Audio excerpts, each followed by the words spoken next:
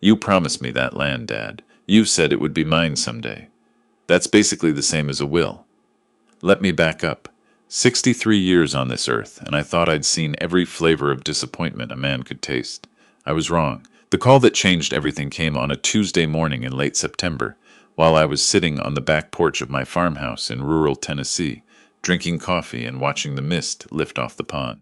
It was the kind of morning that makes you feel like maybe you did something right in this life. I had my coffee. I had my land. I had 62 acres of the most beautiful rolling hills you've ever seen. Land my father worked, and his father before him. And I had, or so I believed, a son I'd raised to be a decent man. The phone rang. I didn't recognize the number at first, but I picked up anyway. That's just how I was raised. You answer. It was my son-in-law, not my son. My son-in-law.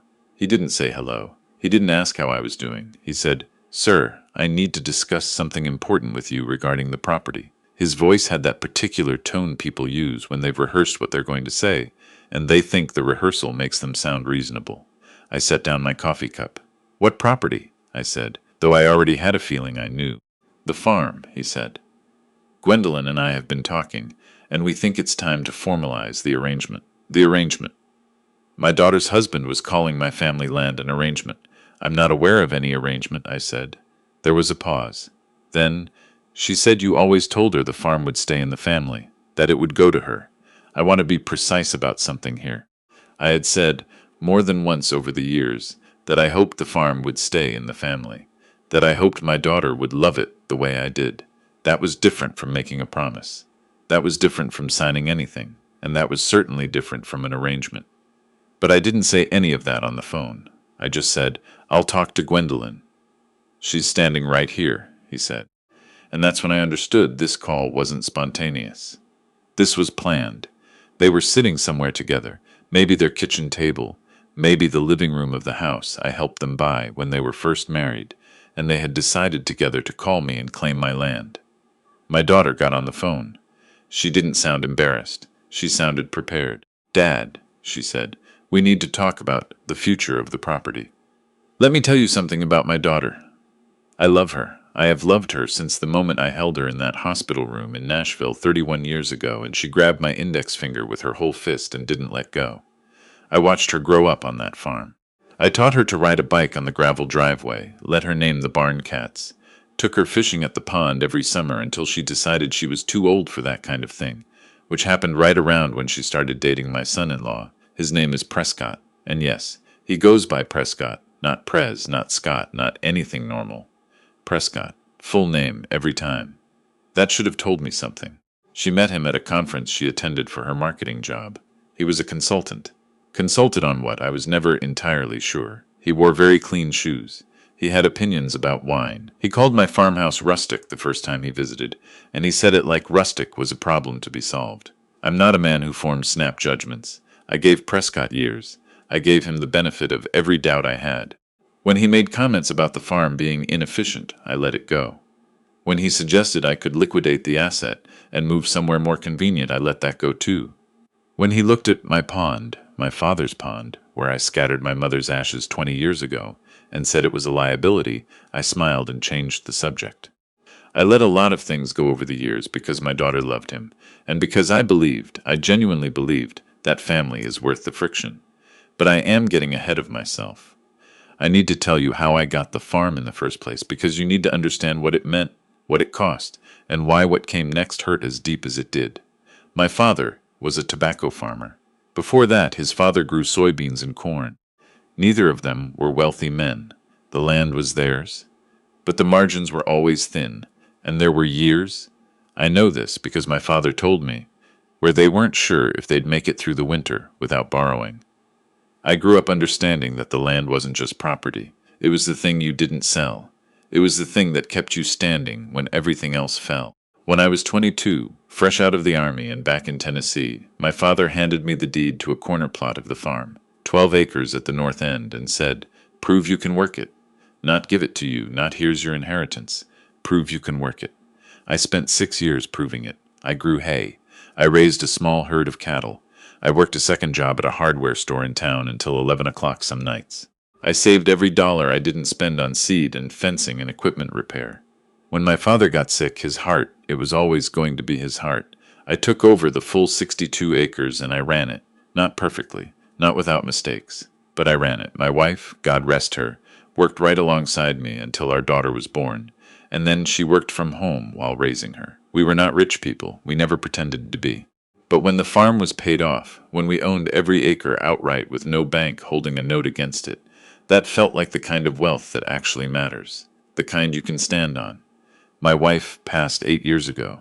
Ovarian cancer, found too late. The kind of loss you don't explain to anyone who hasn't been through it. You just carry it. After that, it was me and the farm and my daughter's visits, which had gotten shorter over the years, but which I still looked forward to like a man looks forward to water in a dry month. I am telling you all of this so you understand that when my son-in-law called my land an arrangement, and my daughter said we need to talk about the future of the property, they weren't talking about a piece of real estate. They were talking about my life. I told my daughter I would come to Nashville that weekend and we would sit down face to face. I don't handle important things over the phone. Never have. The drive from my place to Nashville takes about an hour and 40 minutes if you don't hit traffic on I-40. I've made it hundreds of times. I know every exit. That drive gave me time to think, and what I thought about was whether I had done something to cause this. Whether there had been a conversation I'd misread, a moment where I'd given my daughter reason to believe the farm was already hers. I went back through years of memory, and I found nothing that added up to a promise. What I found was a father who had talked about the future the way fathers do, with hope, with warmth, with an assumption that love was a two-way current. They lived in a neighborhood called Sycamore Ridge. The houses were large and similar to each other. The lawns were kept by services. When I pulled into the driveway, my son-in-law was standing in the doorway like he'd been watching for my truck. He shook my hand. He offered me water. He had a folder on the kitchen table. A folder. My daughter came in from the other room and hugged me, but it was a brief hug, the kind you give someone when you're nervous and you don't want them to feel it through your arms. She looked tired. I noticed that. I filed it away. We sat at the kitchen table, the three of us, and my son-in-law opened the folder. Inside were printed pages. Printouts of property valuations, tax assessments, and a document I didn't recognize at first. It took me a moment to understand what I was looking at. It was a draft transfer of ownership, not a conversation, not a question. A draft document with my name on it as the transferring party and my daughter's name on it as the recipient. We had a real estate attorney look at this, my son-in-law said. It's pretty straightforward. I looked at my daughter. She was looking at the table. When did you have an attorney draft this? I asked. A few weeks ago, she said. We wanted to be prepared. Prepared for what? For this conversation. I put the document down. I folded my hands on the table the way my father used to do when he was about to say something he wanted you to hear. Gwendolyn, I said, look at me. She looked up. Did you think I would sign this today?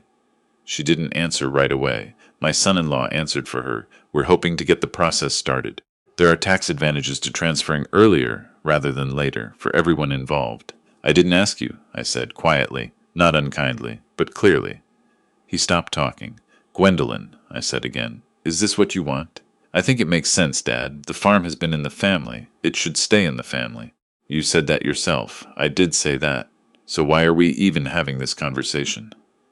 Because there's a difference between saying, I hope something stays in the family, and signing a piece of paper that takes it out of my name while I'm still alive and healthy and living on it. She looked at Prescott. He gave her a small nod, the kind of nod that means they'd practiced this too.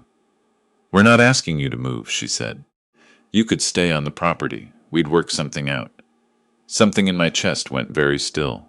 They had thought about this far enough to plan what would happen to me if I stayed. I wasn't a father at that table. I was a problem to be managed on land they'd already decided was theirs. I picked up the folder. I slid it back across the table toward my son-in-law. I'm going to head back home, I said. Dad, I'm not angry, I said, and it was true. I wasn't angry yet. I was something slower than angry, something that needed time to settle. But I'm not signing anything today, and I'd ask you both to sit with that for a while before you call me again. I drove home with the radio off. I want to tell you something about the months that followed, because it's important and because it says something about who these people were and how patient they believed I would always be. My son-in-law started calling. Not with warmth, we'd never had that, really, but with information. He'd send me articles about estate planning. He'd reference tax law. He'd email me links about the burden of maintaining rural property for aging homeowners. There was always a logic to it, a dressed-up rationality. But underneath every email and every phone call was the same message. The farm should be theirs, and they were waiting for me to agree. My daughter called less. When she did, she was careful. She asked about my health. She asked if I was sleeping. She didn't ask about the farm directly, but her questions had a way of circling around it. Was I finding the upkeep manageable? Was the winter hard on the house? Was I thinking about the long term? I let her ask. I answered honestly. The farm was fine. I was fine. The long term was something I was thinking about, yes, though perhaps not in the way she meant. What I was actually thinking about was my neighbor's grandson. His name is Beckett. No, wait, I can't use that. His name is Lyle. Lyle Dutton, 24 years old, the grandson of my neighbor Herschel Dutton, who farms the land adjacent to mine. Lyle had come back from 2 years in the Navy and was working for his grandfather, learning the land, getting his hands dirty. I'd watch him sometimes from my fence line when he was repairing equipment or walking the rows. He reminded me of myself at that age, not in looks but in the way he moved, like someone who understood that the land required something of you, not the other way around. I'd spoken to Lyle plenty of times over the years, but we started talking more seriously that fall. He'd come over for coffee sometimes. He asked good questions. He wasn't afraid of the answers that weren't easy. He told me he wanted to farm. Not as a side business, not as a lifestyle brand. Actually farm, the way it was meant to be done. He had ideas about the hay yield and the drainage on the east field that I thought were smart. One afternoon in November, I asked him flat out, if someone offered you a working farm with good land and a fair lease arrangement, could you make something of it? He looked at me for a moment like he wanted to make sure he'd heard me right. Sir, he said, I'd work that land like it was my own blood. I told him I'd be in touch. Now I want to tell you about what happened in February, because that's when everything changed direction so fast I still feel it sometimes when I think about it. My accountant, a man named Pruitt, had been doing my taxes for 20 years, called me in to review some year-end numbers. Routine meeting.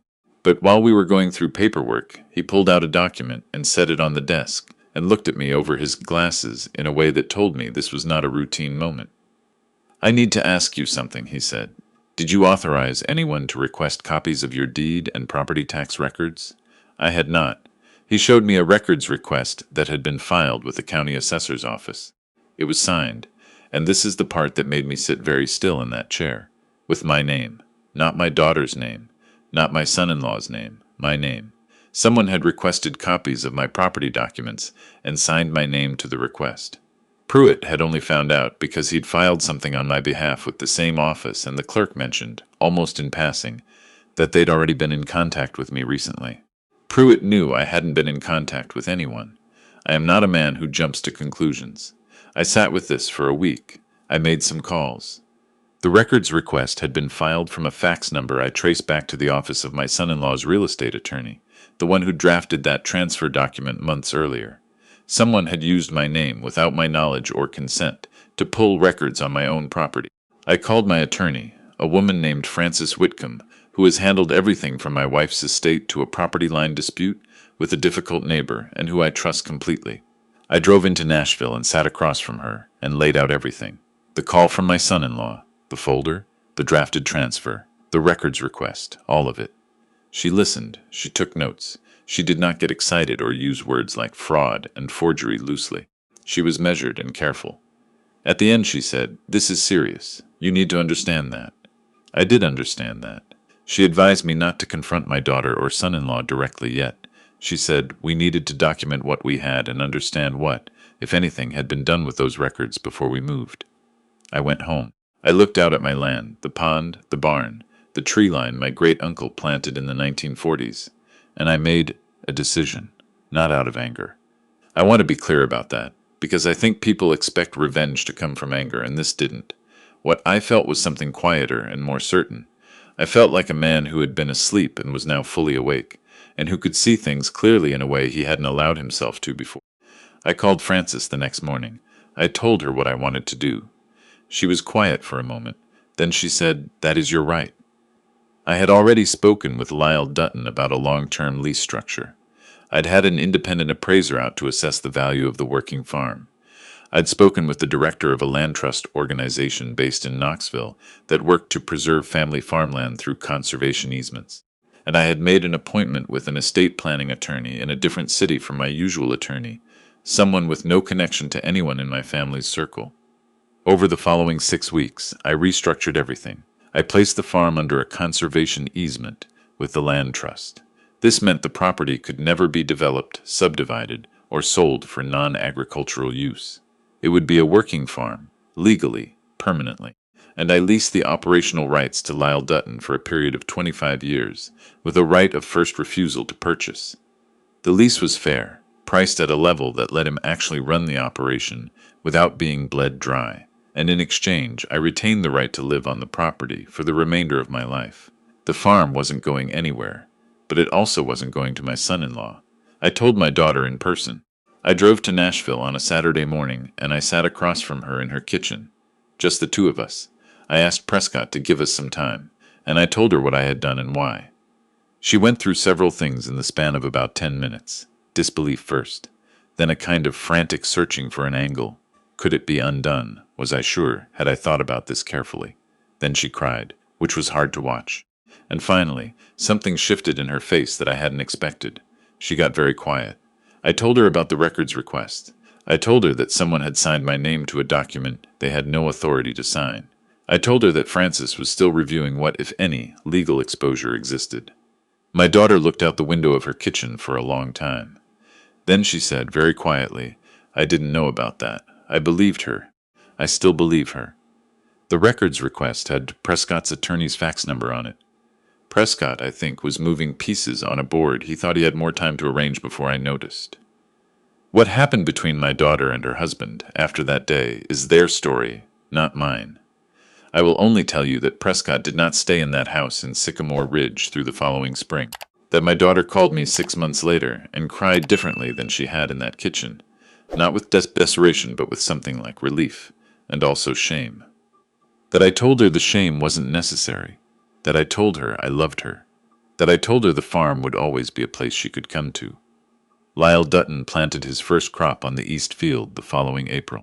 I watched from the fence line, coffee in hand, the same way I used to watch my father work. The hay came in good that summer. The pond was calm. I am 63 years old. I have buried a wife and outlasted a few hard winters. I have made money and lost it and made it again, and learned the difference between the kind that matters and the kind that doesn't. I own 62 acres of Tennessee that will never be carved up into lots or sold to a developer or transferred by someone else's hand in my name. My daughter calls every Sunday now. We don't talk about Prescott. We talk about her new job, her apartment in East Nashville, the book she's reading. Sometimes she asks about Lyle and the farm, genuinely curious, the way she used to ask about the barn cats when she was small. Last month, she drove out on a Saturday morning, and we had coffee on the back porch and watched the mist come up off the pond. She grabbed my hand at some point. Didn't say anything, just held it. I thought about the day she was born, that little fist around my finger. Some things hold on, even when other things let go.